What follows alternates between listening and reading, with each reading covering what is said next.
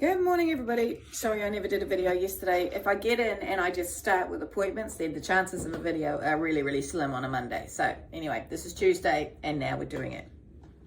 So obviously I'm in my office today. Tonight I'll fly to Christchurch. I'm speaking at the Local Government New Zealand breakfast on Wednesday morning down there in Christchurch, which mostly about well, I suppose it's for women really, women who are thinking of getting into politics, women who are in politics, whether it be local government politics, because obviously there's local government elections and the nominations are open at the moment, or whether they're women that are thinking of getting into central government politics.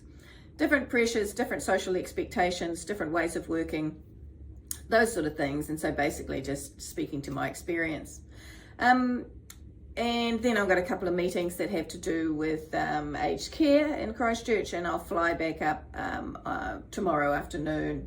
And then I've got a few things on later this week. I'm speaking in Lower Hutt on Friday at, I think it's a Rotary, might be a Grey Power, not 100% sure, because I'm doing, anybody wants me to speak anywhere about aged care, I'll speak to them, because continuing to lift the profile of what is the challenges, not just for the aged care sector, for New Zealand and therefore New Zealanders. And you are seeing more and more and more of these issues in the newspaper, which is good because that's what I want you to see. But it's also good that you are informed, recognising that of the 40,000 odd New Zealanders who are currently in residential care, between 38 and 40,000 New Zealanders currently in residential care, aged residential care, that the majority of them are having a fantastic experience, that they are well cared for with highly trained, motivated and empathetic staff. But that every now and then, like any other industry, there are errors made, there are mistakes made, there are challenges that have overwhelmed the facility, and those are what you are seeing come up in the newspaper.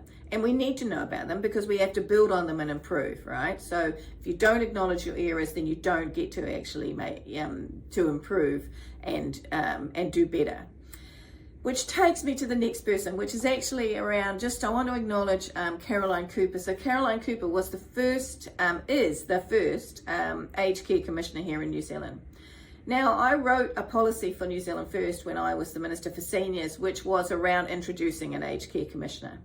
I'm really, I'm thrilled that post my leaving Parliament that Labour government implemented this role. However, this wasn't the role that I wrote. I don't know if you recall when we had Judge Beecroft as the Children's Commissioner. And Judge Beecroft was very, very vocal, constantly vocal about the state's responsibility to its children, the way that the state cared for their children, and also ensuring that children's voice was heard. That was the job that I wrote for the New Zealand Aged Care Commissioner. It was a role that advocated for senior New Zealanders. It was a role that held government to account for the way that they planned and implemented what were the supports required for those who required aged care, whether that be in-home or whether that be in residential care. And I know that Caroline Cooper has attempted to do that.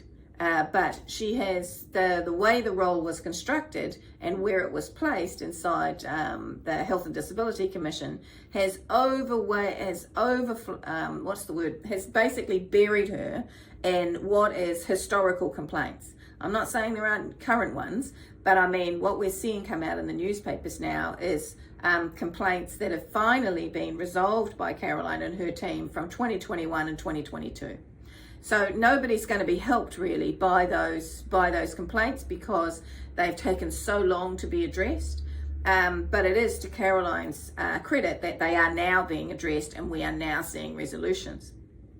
They're still trolling through some pretty old complaints.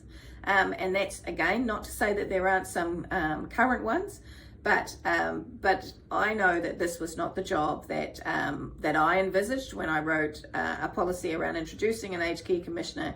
And I think it's very sad that the role has been restricted in this way. It had so much potential. It has so much potential, and I'll be interested to see what this government does with regards to how that role looks as they move forward. Yeah, I won't say any more about that. But I'd say one thing. So Nicholas Jones has been writing a series of articles around aged care.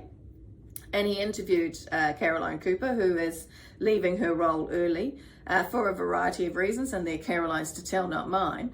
And one of the things she talks about that surprised him was she talks about providing your granny, granddad, mum, dad with high fluoride toothpaste because oral health is very much the gateway to other well-being, right? To other health issues. If your oral health is bad, then other issues are very likely to follow.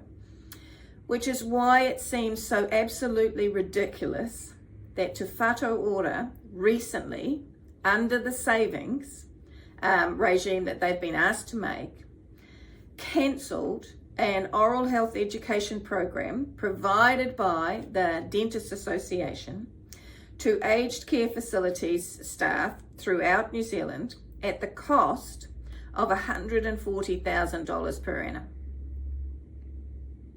So the state decided to save $140 per annum by cancelling a program that had been in place for 15 years, that where the Dental Association went in and trained and ensured that aged residential care staff understood the importance of oral health, how to assist an older person with their oral health, particularly important with patients suffering from dementia.